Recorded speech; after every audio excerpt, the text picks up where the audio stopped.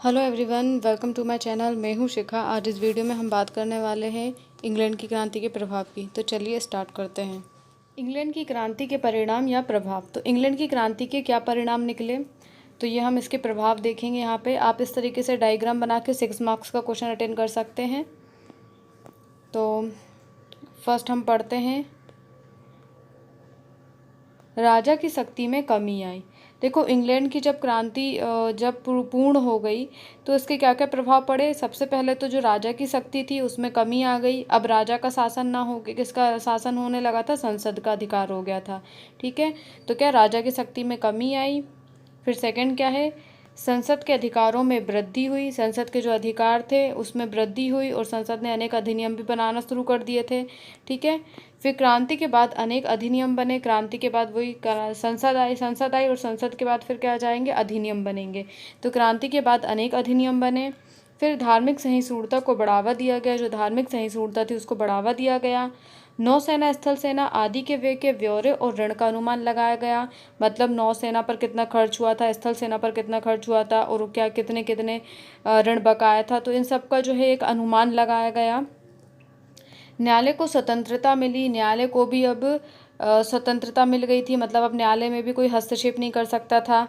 पहले राजा वगैरह क्या करते थे, न्यायालय में हस्तक्षेप करते थे, पर अब ऐसा कुछ नहीं था। फिर फ्रांस को पराजित कर इंग्लैंड ने एक नई यूरोपीय नीति अपनाई। फ्रांस को पराजित कर इंग्लैंड ने एक नई यूरोपीय नीति अपनाई।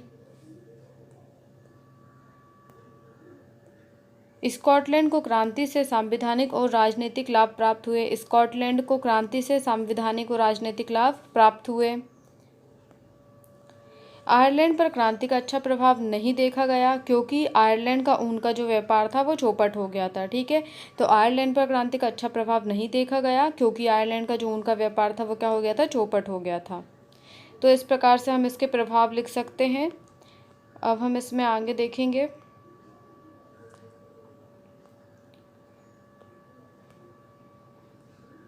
जैसे आप यहाँ पे देख सकते हो, निरंकुश राजतंत्र की परंपरा समाप्त हो गई। निरंकुश राजतंत्र की जो परंपरा अभी तक फ्रांस में, इंग्लैंड में जो चली आ रही थी वो अब समाप्त हो गई। ठीक है, तो होता क्या था कि जो यूरोप के जो अन्य देश थे वो भी इसी तरीके की निरंकुश राज व्यवस्था का शिकार थे। तो इंग्लैंड में तो ये चीज़ क्या हुई थी, समाप्त होने की कगार पर थी। तो निरंकुश राजतंत्र की जो परंपरा अभी तक जो चली आ रही थी, मतलब जो राजा का एक निरंकुश शासन चला आ रहा था, जिसमें राजा केवल अपनी मनमानी करता था और राजा खुद को अब सार्वभौमिक सत्ता का मतलब खुद को ही केंद्र मानता था। तो ये जो चीज़ थी ये क्या हो गई थी, ये अब समाप्त हो चुकी थी। ठीक है, और राजा को वैधानिक सीमा में जकड़ दिया गया था। और राजा को किसमें, एक वैधानिक सीमा में जकड़ दिया गया था। मतलब अब राजा पर खुद का, मतलब राजा स्वयं से अब निर्णय नहीं ले सकता था। अब अगर राजा कोई भी कानून लगाता है या फिर कोई भी कानून लागू करता है या फिर कोई भी कानून रद्द करता है तो उसे संसद से परमिशन लेनी पड़ती थी। तो इस प्रकार से राजा के जो वैधानिक जो सीमा थी उसको राजा की जो शक्ति थी उसको वैधानिक सीमा में जकड़ दिया गया था। फिर हम देखेंगे 1689 ईस्वी में अधिकार विधेयक पास हुआ। देखो, 1688 में इंग्लैंड की क्रांति होती है। ठीक है, और इंग्लैंड की क्रांति के बाद 1689 ईस्वी में अधिकार विधेयक पास हुआ। क्या, कौन सा विधेयक पास हुआ, अधिकार विधेयक।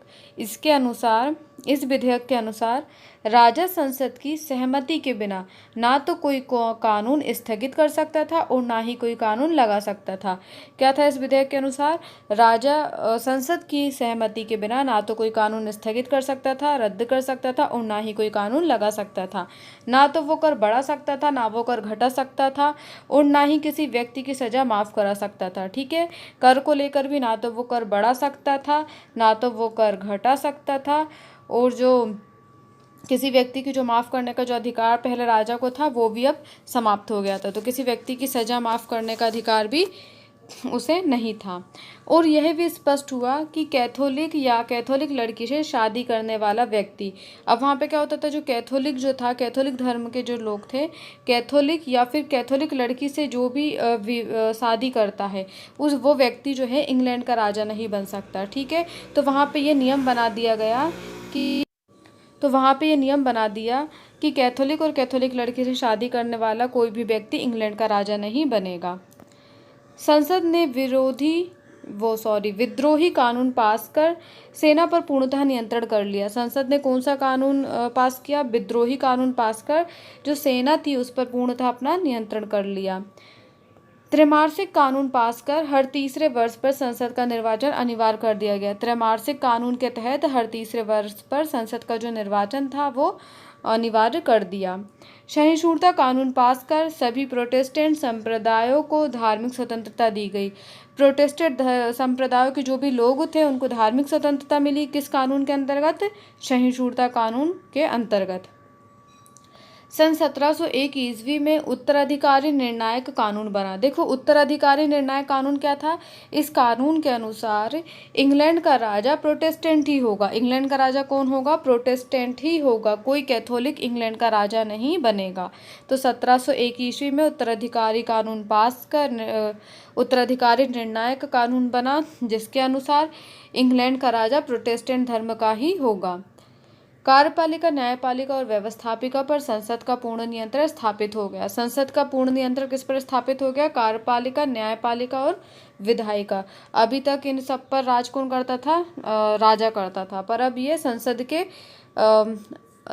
के अंतर्गत आ गया था। ठीक है, कार्यपालिका, न्यायपालिका और व्यवस्थापिका। राजा की निरंकुशता समाप्त हो गई। राजा की निरंकुशता समाप्त हो गई और संसद की संप्रभुता स्थापित हुई। राजा की जो निरंकुशता है वो समाप्त हो गई और संसद की जो संप्रभुता है वो स्थापित हुई। ठीक है, तो इस प्रकार से अपन इंग्लैंड की क्रांति के प्रभाव देख सकते हैं। इसी के साथ मेरा ये टॉपिक आज समाप्त होता है।